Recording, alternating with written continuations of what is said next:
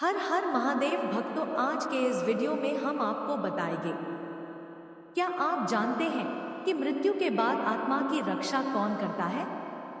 धन, संपत्ति और रिश्तेदार नहीं, बल्कि एक ऐसा पुण्य जिसके बारे में भगवान ने स्वयं बताया है। आज की यह कथा सुनकर आप समझ जाएंगे कि जीवन में कौन सा कर्म हमें इस संसार के बाद भी सुरक्षित रखता है। इस कहानी का रहस्य आपकी सोच बदल सकता है। वीडियो में लास्ट तक बने रहे। बहुत समय पहले एक गांव में धर्मदास नाम का एक व्यक्ति रहता था।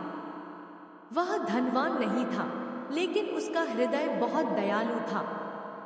वह रोज भगवान की पूजा करता, जरूरतमंदों की सहायता करता और किसी को भी खाली हाथ नहीं लौटाता था। गांव के लोग उसका सम्मान करते थे, लेकिन कुछ लोग उसका मजाक भी उड़ाते थे। वे कहते, धर्मदास, तुम अपना समय और धन दूसरों पर क्यों खर्च करते हो? इससे तुम्हें क्या मिलेगा? धर्मदास मुस्कुराकर कहता, जो भगवान के लिए और दूसरों की भलाई के लिए किया जाता है, वह कभी व्यर्थ नहीं जाता। समय बीतता गया। एक दिन धर्मदास की आयु पूरी हुई और उसका देहांत हो गया।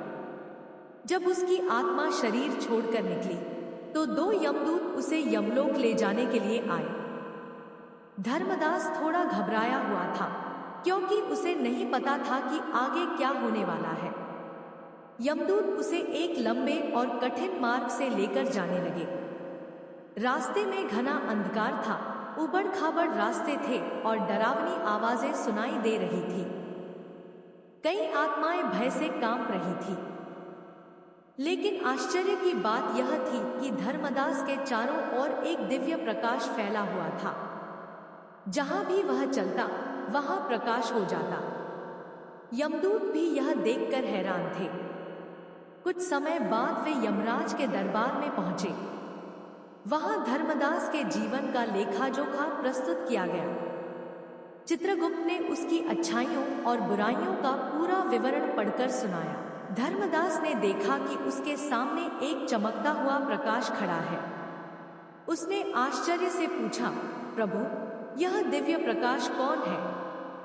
तभी आकाशवाणी हुई, हे धर्मदास, यह तुम्हारे पुण्य कर्मों का तेज है। जीवन में तुमने अनेक अच्छे कार्य किए, लेकिन उनमें सबसे बड़ा पुण्य था निस्वार्थ दया और सेवा। तुमने भूखों को भोजन दिया, दुखियों की सहायता की और बदले में कभी कुछ नहीं मांगा। यही पुण्य आज तुम्हारी आत्मा की रक्षा कर रहा है। धर्मदास की आंखों में आंसू आ गए। उसे समझ आ गया कि संसार में किया गया कोई भी सच्चा पुण्य व्यर्थ नहीं जाता।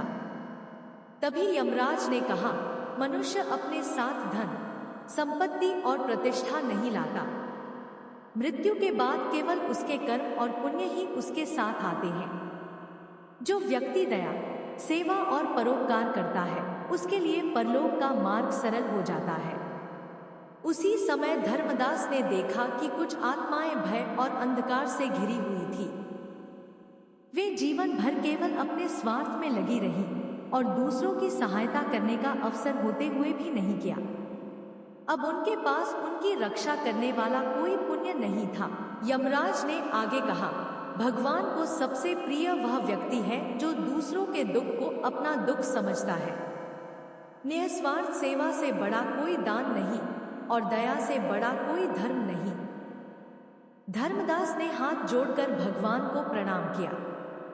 उसका हृदय कृतज्ञता से भर गया। उसे अनुभव हुआ कि जीवन में किए गए छोटे छोटे अच्छे कर्म भी कितने मूल्यवान होते हैं। कुछ ही क्षणों बाद दिव्य प्रकाश और भी तेज हो गया। धर्मदास की आत्मा भयमुक्त होकर भगवान के धाम की ओर बढ़ने लगी। उसके मन में केवल एक ही विचार था, सच्चा पुण्य वही है जो बिना किसी स्वार्थ के दूसरों के कल्याण के लिए किया जाए। कथा की सीख, भगवान के अनुसार निस्वार्थ दया, सेवा और परोपकार ऐसा पुण्य है जो मृत्यु के बाद भी आत्मा की रक्षा करता है। धन और वैभव यही रह जाते हैं, लेकिन अच्छे कर्म हमेशा आत्मा के साथ चलते हैं। वीडियो अच्छी लगी हो तो लाइक और सब्सक्राइब जरूर करें। धन्यवाद और कमेंट हर हर महादेव जरूर लिखें।